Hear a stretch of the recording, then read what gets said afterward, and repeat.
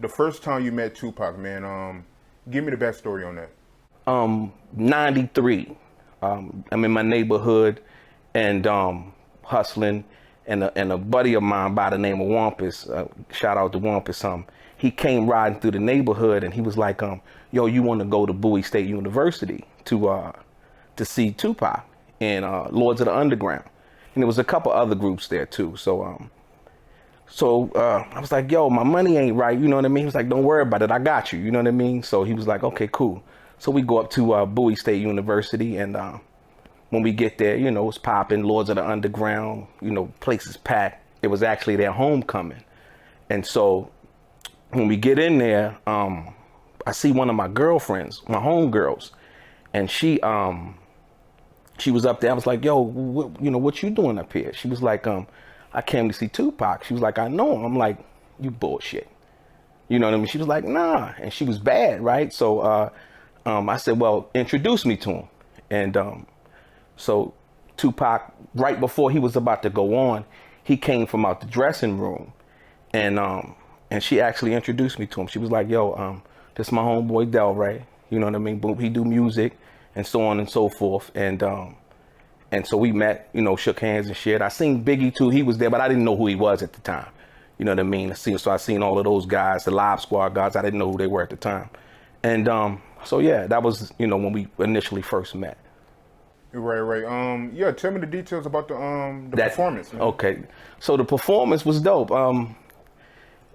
I can go into a lot about what that relationship was and a lot why Tupac was so mad. Well, that night in particular, I didn't know who Biggie was at the time. And Tupac was like, before he would perform Keep Your Head Up and all of that stuff, he would stop his show. And that night in particular, he had stopped his show and he let Biggie, who I didn't know at the time, perform. You know, and it was a song, Party and Bullshit.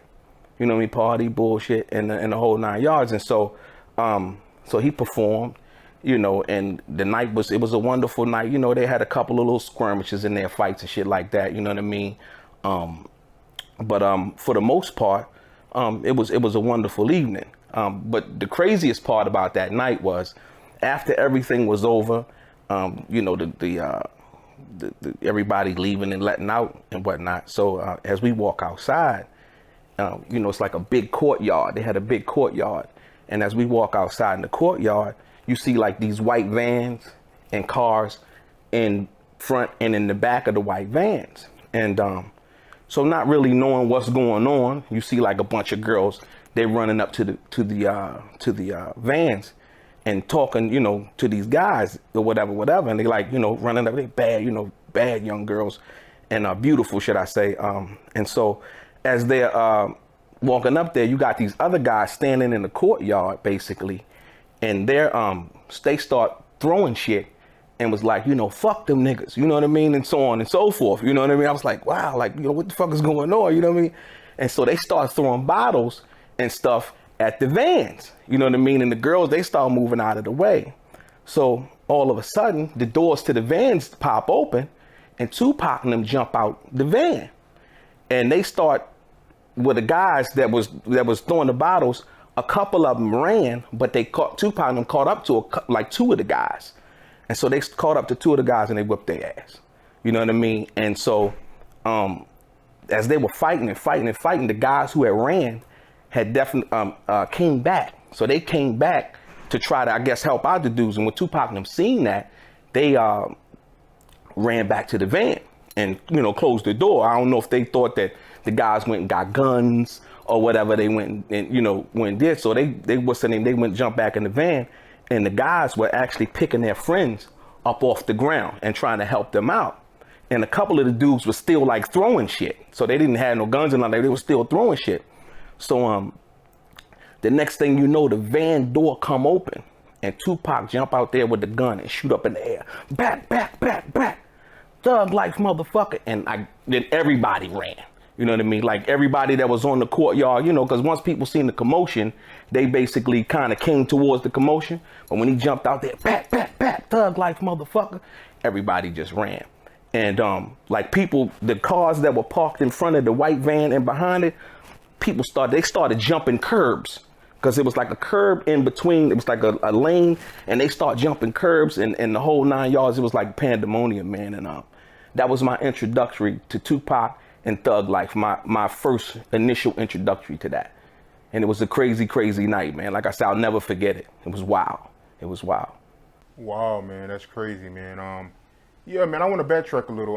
So Tupac was really helping out Biggie, and he was really letting him open up for his shows and all that, and perform, you know, on his shows and stuff like that. Absolutely, absolutely. It was, like I said, once again, I didn't know who Biggie was at the time, but that night, and like I said, that's actually on my friend, and I forgot to say that my man Big Butch, I used to be a lead singer for a go-go band, and in DC, go-go music is real popular. I don't know if you heard of it or not, but I used to lead sing for a band called Those Boys, and Big Butch, he was the major promoter of all the go-go bands, EU, Rare Essence, Junkyard, all of the bands in DC. And so once I got into the venue that night, I seen him, and I'm like, Butch, what's happening? He was like, this my shit. You know, I'm doing this. This me right here, right? So I'm like, okay, cool. And they had the big VHS tape recorder, like the camcorder, next to the PA system. And so a video footage of that was on YouTube. I don't know if it's still on YouTube, but it was on YouTube. And you can check that out. But yeah, you know, Pac was definitely one. If you were loyal to him, he was definitely one to be loyal to you and return that. So I think that's why, part of the reasons why Tupac was so mad in regards or angry at Biggie at that time when the thing happened in New York. Right. It's funny you say that, man. I remember an interview a few months ago from Yo-Yo, and she told a story about how she first met Biggie. Mm-hmm. And she said when she first met Biggie, he was sleeping on Tupac's couch. Yeah, I could believe that. And Tupac said as much.